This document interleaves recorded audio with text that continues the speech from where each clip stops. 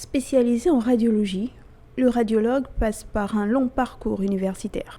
Après avoir terminé son cursus général de médecine, ce spécialiste devra en plus obtenir un diplôme d'études de radiodiagnostic et imagerie médicale. Pour la radiologie, il faut d'abord être médecin.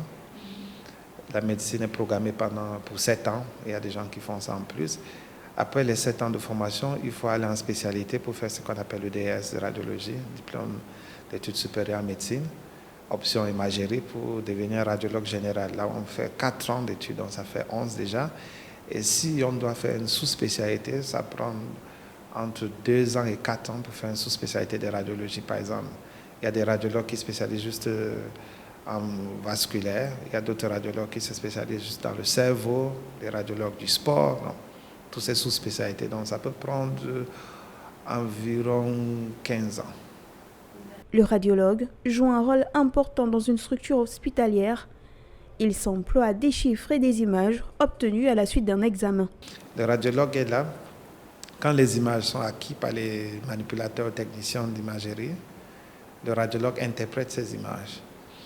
Donc le radiologue a un catalogue dans sa tête de beaucoup d'images déjà vues. Et dès qu'il voit l'image du patient qui est en face, il fait la comparaison et il trouve qu'il y a un souci et il écrit. Le radiologue assure également un rôle clé dans la compréhension des pathologies du patient. Il est mis en lumière à l'occasion de la Journée internationale de la radiologie.